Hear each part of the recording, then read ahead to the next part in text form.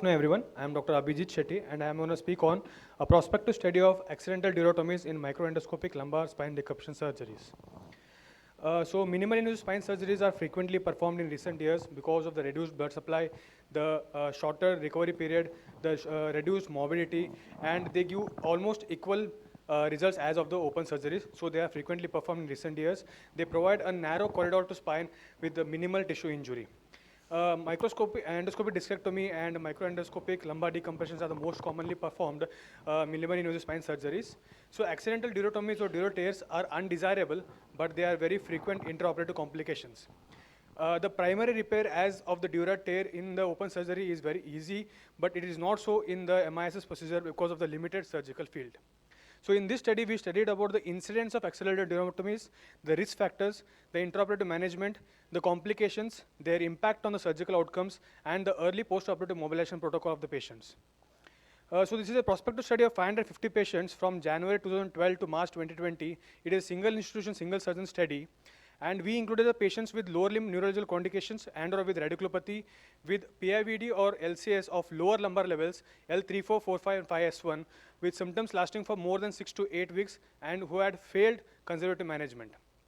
Patients with recurrent PIVD or higher lumbar levels like L1 to L23, or patients needing more than 2 levels of decompression or any intervertebral instability were excluded from the study. So the risk factors like the age of the patient, the BMI of the patient, the smoking status, the diabetes, the surgical technique performed, and the surgeon's experience were studied.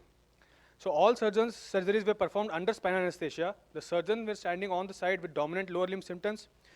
Patients with unilateral PIVD were decompressed with a unilateral approach and unilateral decompression. Patients with the lumbar canal stenosis were bilaterally decompressed by unilateral decompression by doing a undercutting of a spinal process and over-the-top decompression.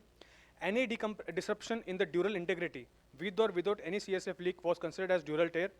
All the dural tears were managed with surgical sealants like fibrin glue or gel foam. No primary repair was done or any subcutaneous drain placement was done. Watertight closure was done in every patient. The clinical outcome was assessed using the ODI score and JOA scores. Early postoperative mobilization was done, like the patients without any dural tear were mobilized on the same day once the effect of spinal anesthesia waned off. Patients with dural tear were assessed for the symptoms of intracranial hypotension like nausea, vomiting, or any postural headache. Patients without any of those symptoms were mobilized on the same day, and patients with those symptoms were kept for bed rest in the postoperative day 1 and were reassessed on the day 2 for the symptoms.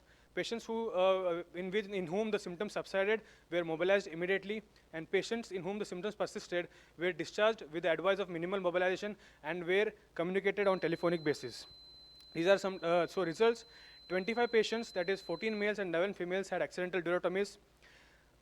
Patients aged greater than 60 years had significant higher incidence of dural tears. Surgical technique of bilateral decompression with unilateral approach had higher incidence of dural tears.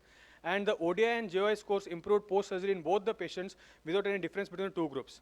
Patients out of 2 patients out of 25 who had dural tears had ICS symptoms, and even 12 patients without any dural tears also had ICS symptoms. This may be pertaining to the spinal anesthesia given.